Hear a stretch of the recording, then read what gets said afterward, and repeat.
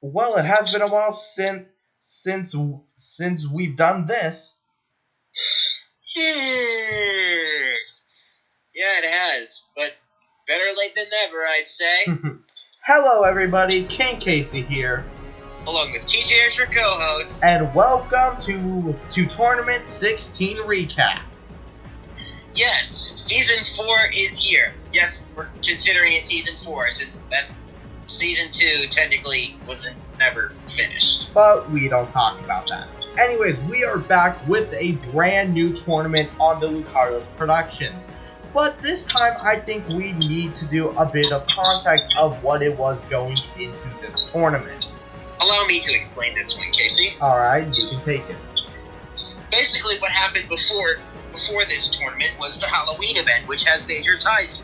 We won't go over what everything happened here. There was, because we're most like we made to make a separate video on that before the tournament ends. Basically, to know is several trainers from the Battle Simulator had to free several corrupted cast members. After that was done, a big battle took place in the Distortion World between Zeke and Peter and Michelangelo teaming up. Long story short, Peter and Michelangelo were both soundly defeated, and Zeke has all them and Slice captured and left sealed in the Distortion World. The winner of this tournament will face Zeke and has the chance to free them.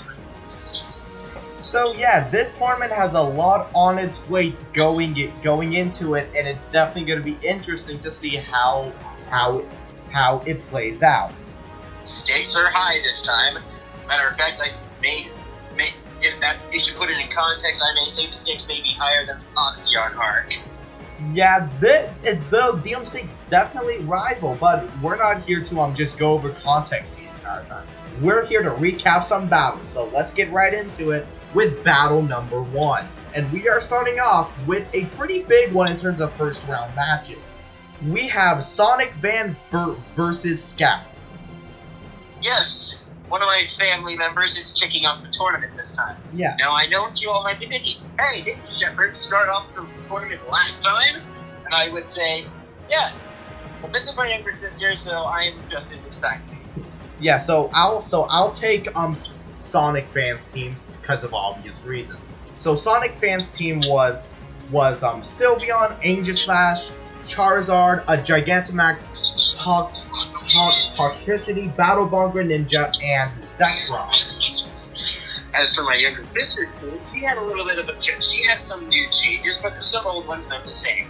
Her team consisted of Frostmoth, her Shiny Gardevoir, her Gigantamax Grimmsnarl, her signature Pheromosa, her partner Meganium, and her legendary Xerneas. Yeah, so this was definitely a good battle going into it, and no, we are not going to do every battle play by play. We are saving those for the later rounds.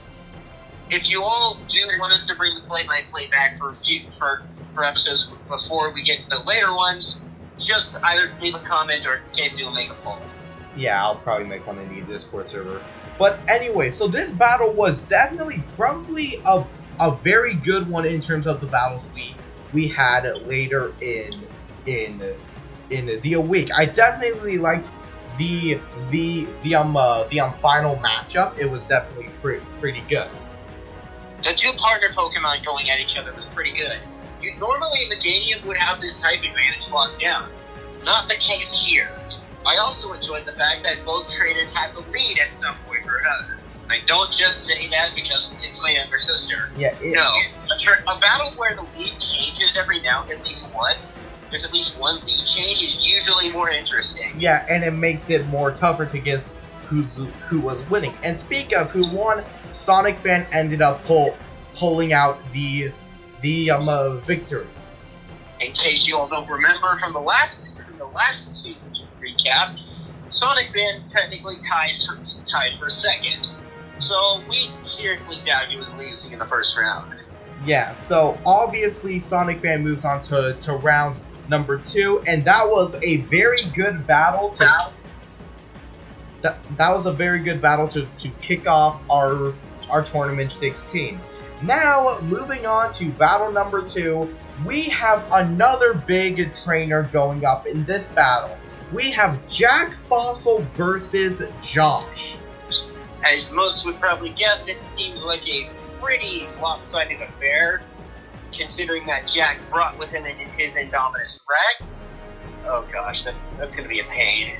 Yeah, but we're still going to go over what our thoughts were of the fights. So Jack Fossil's team was Almado, Kabutops, Lycanroc Dusk, or Lycanroc Dusk form, Dynamax Charizard, Sceptile, and Reggie Alecki. No, or Indominus. Oh, I just messed that up. Lapras, Dynamax, Sceptile, Battle Bonds, and Indominus Rex. Meanwhile, Josh's team was a little different. He had a Phalanx, Avalugg, he had a Silvally, a Gigantamax Charizard, he had his own Sceptile, but instead of Battle Bond, it was Mega, and, as Casey said earlier, Josh had a Regieleki.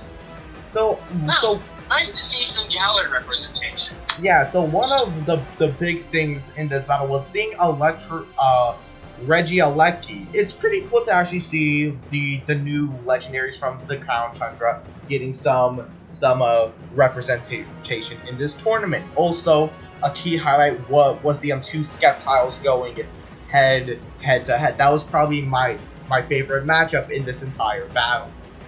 I agree. The only problem was it was a little one-sided.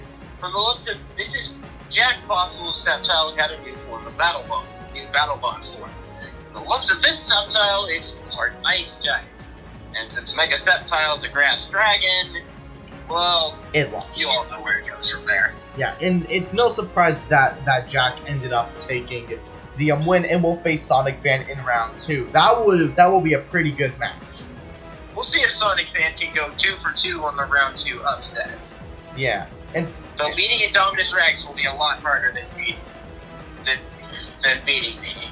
Yeah, so anyways, with that battle in the books, let's move on to battle number 3, in the first slot, we have my brother Jacob versus Cooleriz. Or, as most people know him, Juwan. Yeah. We're just gonna go with Juwan. Sorry if you're watching this video, dude, but it's simpler for us to use because we can't pronounce that name worth a darn. Yeah, so we'll just go by Juwan for these tournament recaps. So my brother's team was Salamence, Ditto, Sceptile, a Dynamax Toxtricity, Battle Bond Silvally, and a Galarian Moltres. Once again, more Crown Tundra representation.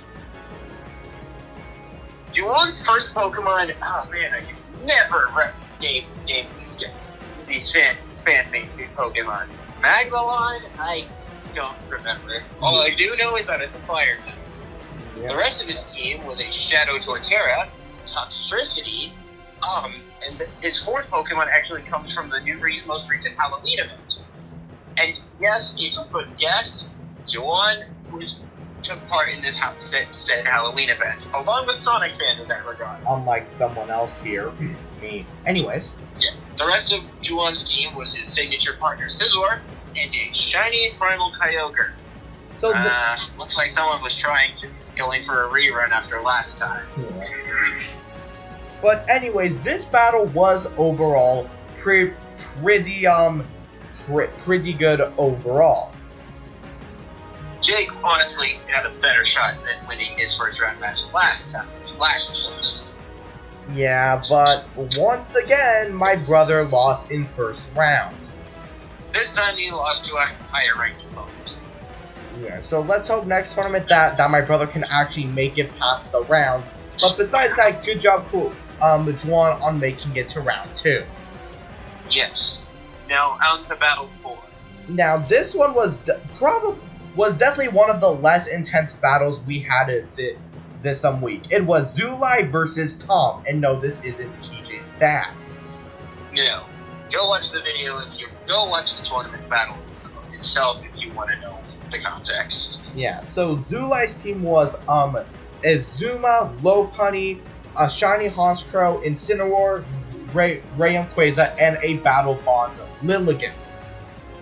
As for this Tom's team, he had a Dragozolt, Kabutops, an Aerodactyl, a regular Lapras, a Gigantamax Gengar, and a shiny Mega Rayquaza. One of the instant big things I see about Tom's team is no Mega or Battle Bond. Oh yeah. Mega Rayquaza. Yeah, Rayquaza. Sorry, I was just looking at Gengar because normally legendaries don't have megas besides Rayquaza and Mewtwo. But anyways, moving on from that slight embarrassment, for a pretty like less intense battle from some of the other ones we had in this week, it was still a pretty damn good match.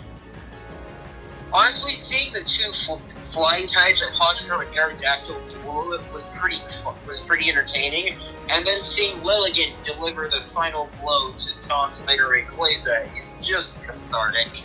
Yeah, that type beating a dragon flying type. Yeah. Sometimes these matchups don't make sense, but that's what we love about these tournaments. As we know about this channel, logic. What is that? Yep, logic just doesn't exist, and as we said before, Zulai wins and is going up against Coolorez in round 2. Oh well. Anyway, time for Battle 5. Time for Battle 5. So, anyway, going in to battle number 5 here. We had another recognizable trainer. We had Kirby Fan going up against Danny.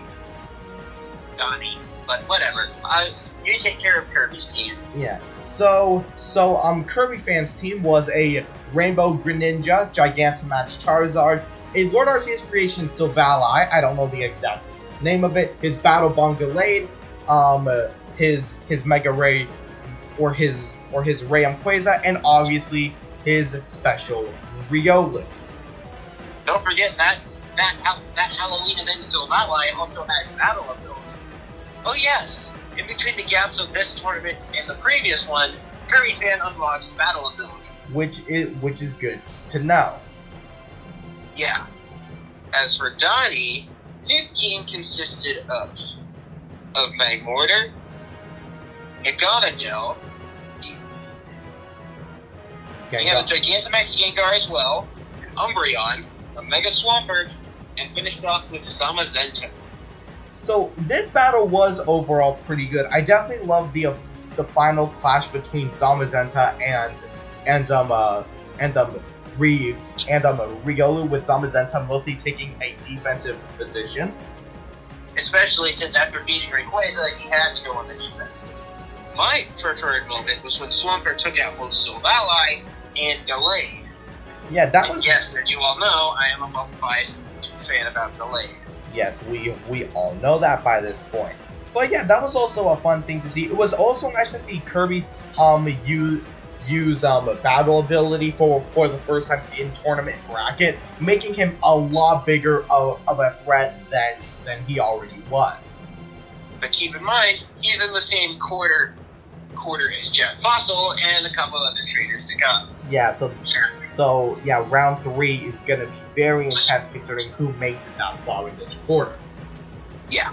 Now then, I say we move on to Battle 6. Yeah. And which is quite possibly the highlight of the tournament so far. Yeah, and we will get on to that later. But this is going into this was looking like a pretty a close match, but people were thinking of who it was gonna win. But we'll get to that. The battle is between Bitsu versus Anthony.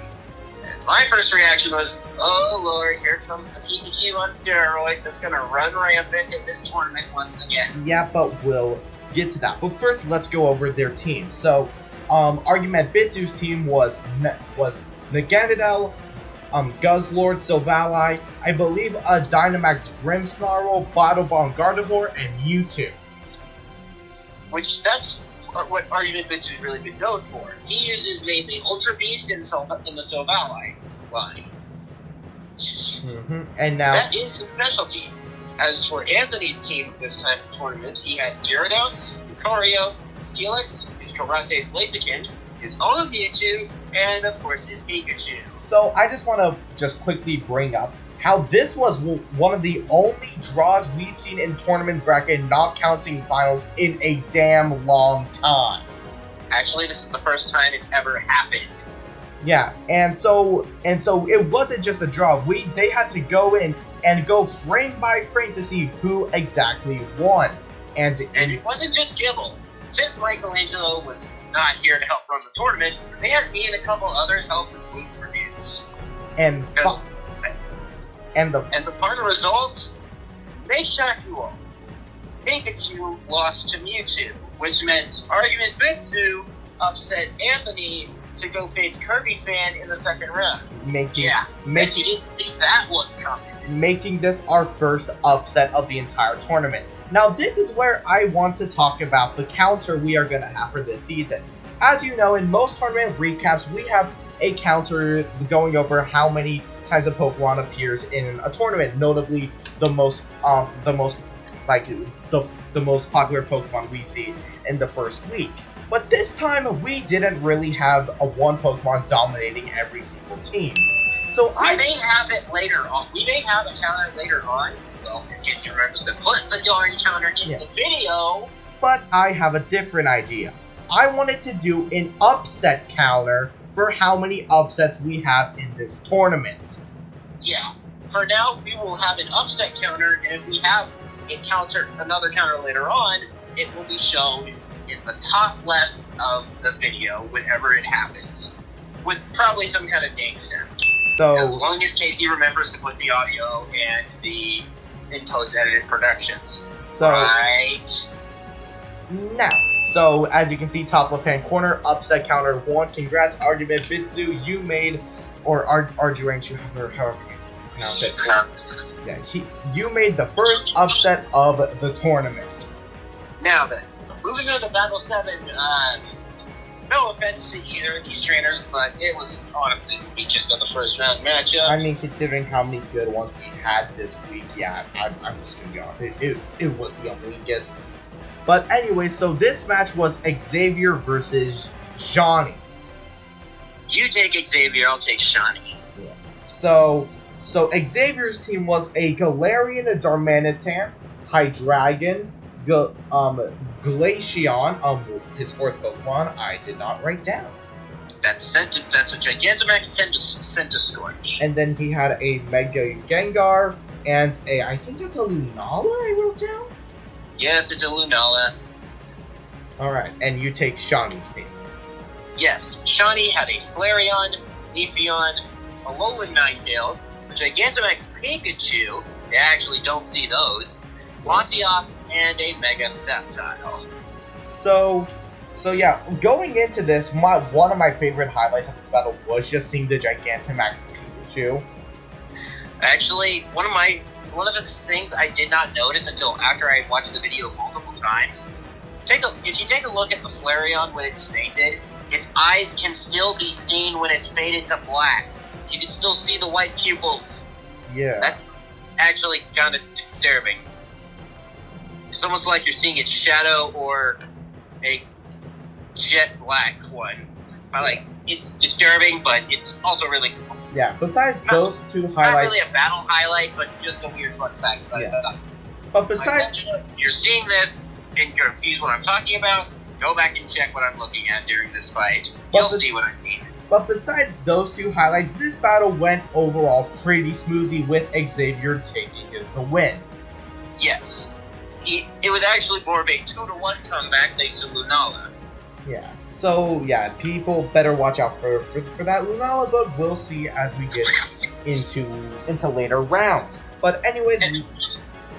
Time for Battle 8 and the final battle of the first quarter of the tournament. We have NPRQ versus Master Brendan. Yeah. Now, this one wasn't too... This one was back to the predictability. Yeah, it was okay. So NPRQ's team was Swellow, Glaceon, Greninja, Dragonite, Mega Charizard X, and Rayquaza. That was an Umbreon, not a Glaceon. Oh, okay. My writing. Okay, moving on. Anyway, Master Brendan's team was Thor Pikachu, the rival themed Pokemon back from the Oxyon arc, and well, Which- another which- time. Which honestly you never see anymore.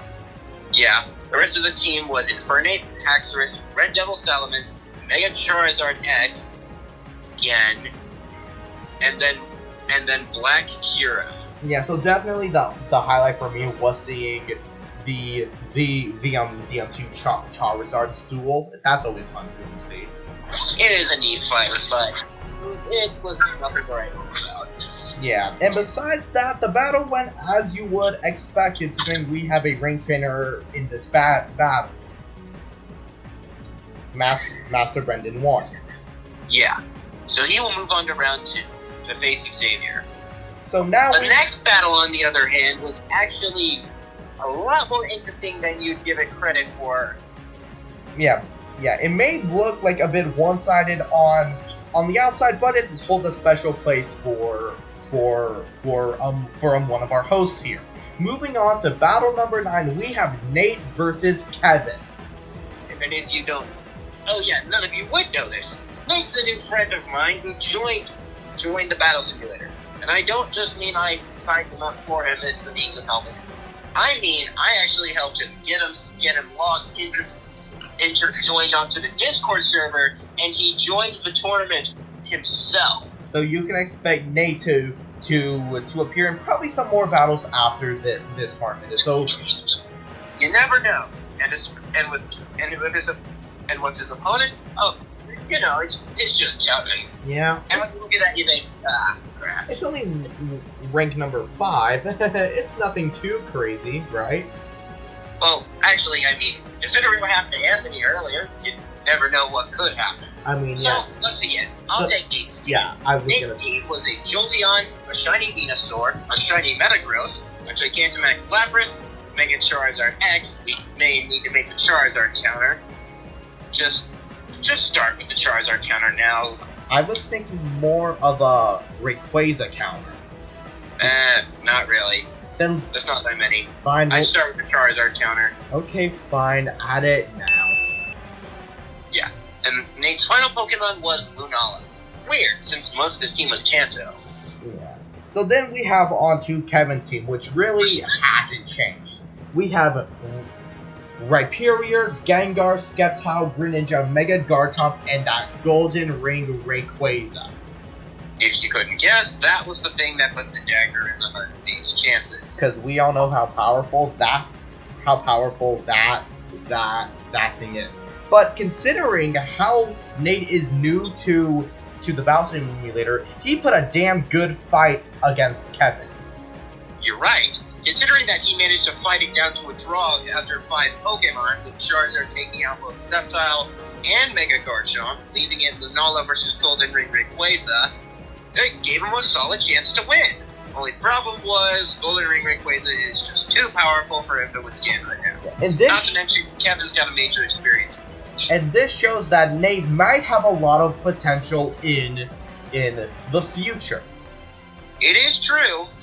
We'll just have to see what the future holds. So, Good luck, buddy. I'm so- rooting for you. so Kevin moves on to round 2, and now we get to the last battle of the week, which is probably my second favorite of the entire week. Considering this is you we're talking about, it's not surprising. Yeah. Yes, everyone, it's Casey versus Shepard. Which Now, what you might expect is, holy crap, why is one of the 2 current defending champions facing against a top 8 trainer who finished in top 8 last time? The answer? Random draw selections. yep, It and will happen. So my team going into this was pretty much my normal team. My berry change Kartana, Legendary Silvally, Dynamax, Gigantamax Blastoise, my battle ability Zoroark, Battle Bond Raichu, and my Necrozma. As expected. Shepard actually mixed it up a bit. He still had his Bear Tick, he had a new Dragapult, he still had his Ultra Beast Cephalon, he had a new Gigantamax Caparaja, and of course he had his partner Lopunny and his legendary Kyurem. So If it wasn't for Steven's Kyurem, I would go on a limb and say Shepard has the strongest Kyurem.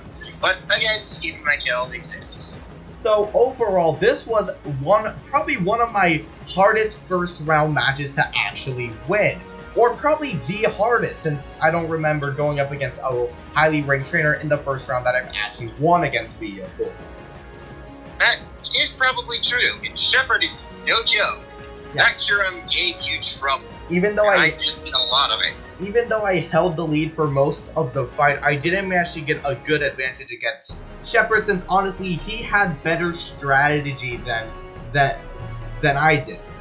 In all honesty, the only reason you were able to get out the early lead is because Cortana had the type advantage over Beartic. Yeah, in that Black Kyurem gave me a run for my money, but Necrozma eventually pulled through in the end because of Kyurem having to face Raichu early.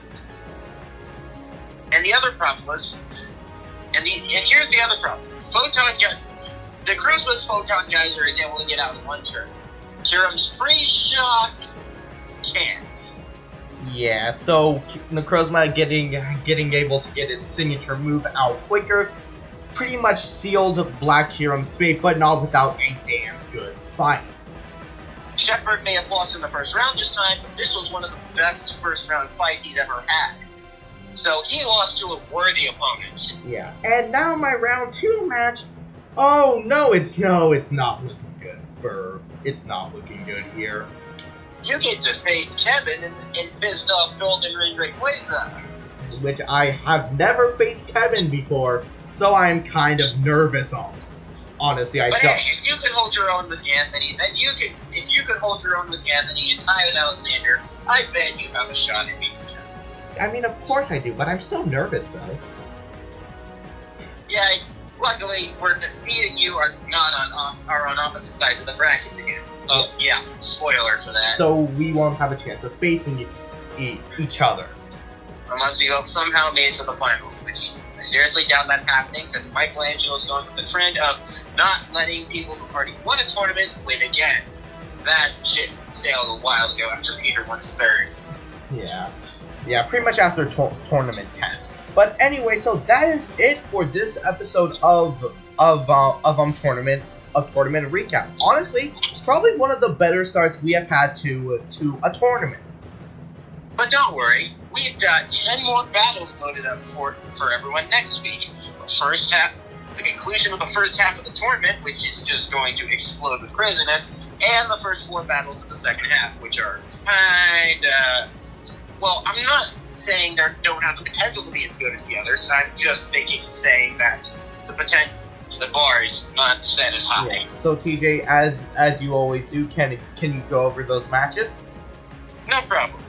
Battle 11 will be Manaraj, a returning trainer, versus the other current defending tournament champion, Alexander. Battle 12 will be Albin versus Kernel. That ought to be a good match to see. Mm-hmm. Battle 13 will be Deku versus Mike. Battle 14 will be Shiz OP versus Janet. Battle 15 will be Cynthia versus El Pepe. Battle 16 will be Game Master 25 versus Mackie Jet. Gotcha. That actually will be the best match of the week. Yeah, I'm guessing that one will be. Yeah. Battle 17 will be Bolt versus Chandler. Or Charles, excuse me. Alright. Battle 18 will be Max versus Steven. Right. Not that Steven. That's not happening again. Don't worry, he is not in this tournament. We are good. Battle 19 will be Lucas versus Big Lou. And the end next week, it'll be me versus Beast. It's funny how both me and you have matches that end off the week. Oh, that's probably only going to happen this time. Yeah, it's just convenience. But anyway, so those are our matches going into next week. In terms of the round 2 matches we can expect from these 10 battles, we have Sonic Band versus Jack Fossil, Juan versus Zulai, Kirby Fan versus Argument Bitsu, Xavier versus Master Brandon, and Kevin versus me. Those will be good matchups, but we'll have to wait and see for those once we completely finish the first round. I have a sneaking suspicion we're going to have some other highlights coming in this first round. And definitely a lot more upsets, since especially in recent tournaments, upsets galore.